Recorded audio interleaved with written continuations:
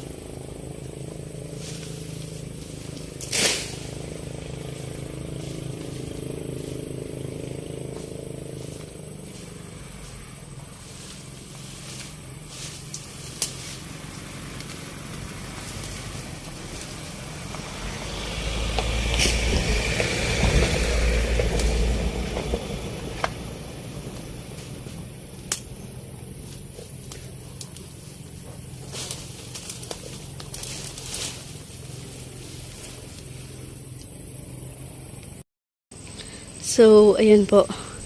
Meron naman ako ng natabasan ng konti.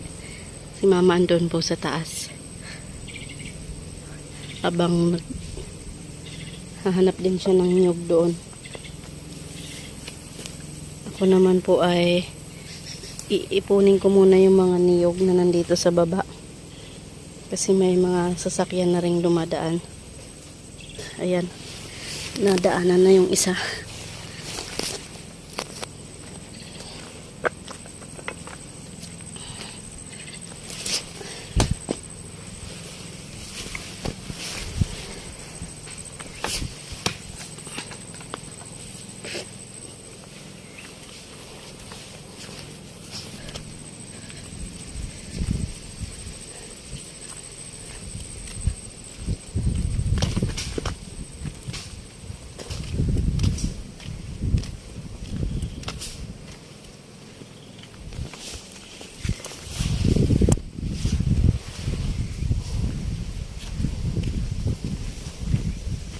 Nandiyan na po guys, walang videographer. Sarili lang.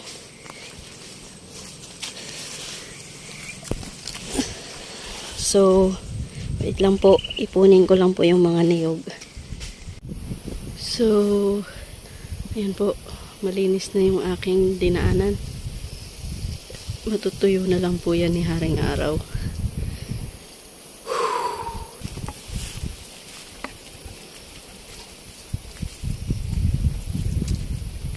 So, kid is life. Magsipag ka lang. Ayan, naipon ko na rin yung ibang mga niyog. Maya-maya lang at itirahin ko na yan ng pagbubunot. Shoops!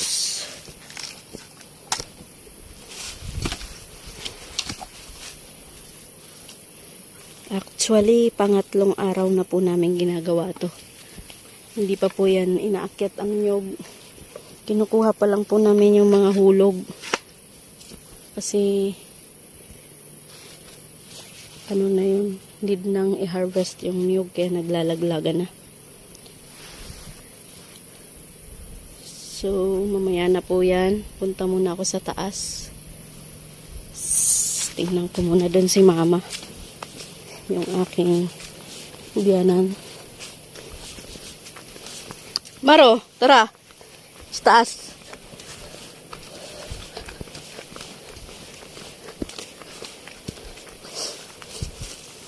Tara, Maro.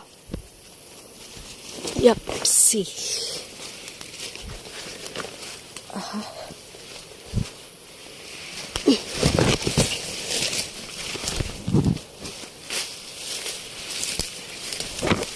Oh. Ouch.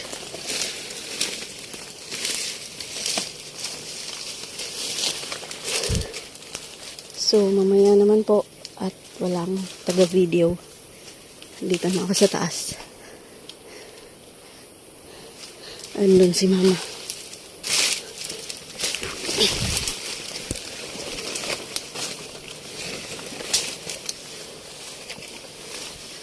Yung baba si Maro sa baba, ma. Perting ligid.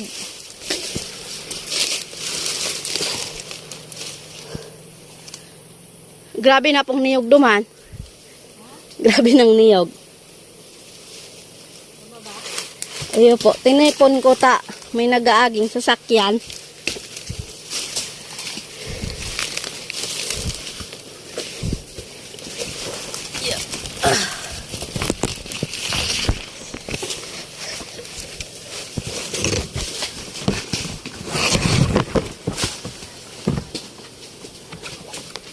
Grabe, ang dami na namang niyog.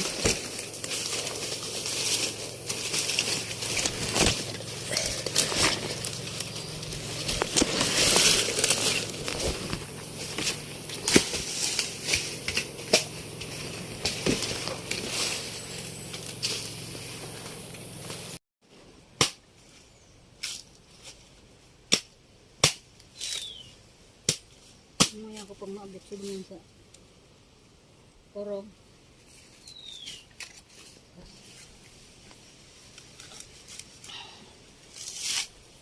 Di nga na ganyan sa itaas. Basta naman kita.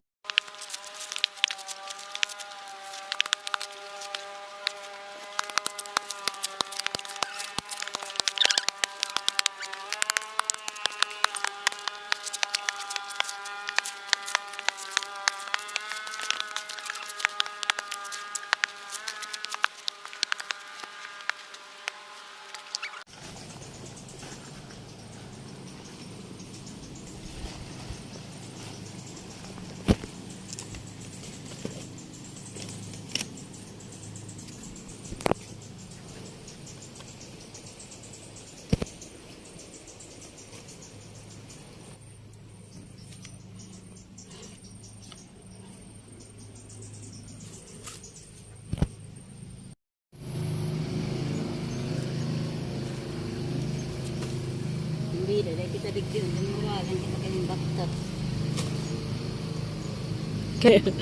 Nagdiretso gayad no ah.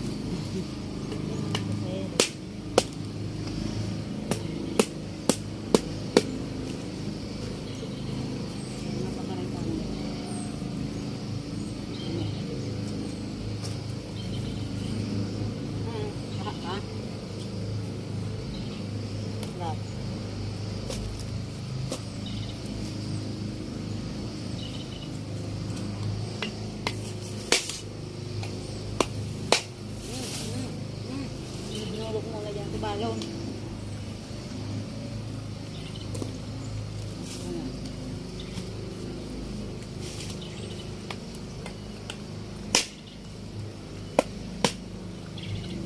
Wala.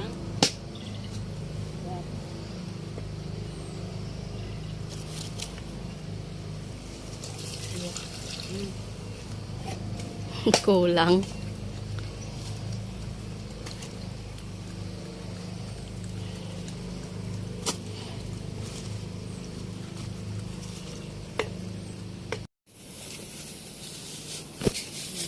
Bago naman daw sa klima ka naman. Naglinaw-linaw na yan. Sulog man daw.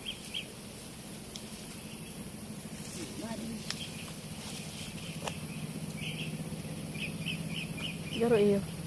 O ano? Bako.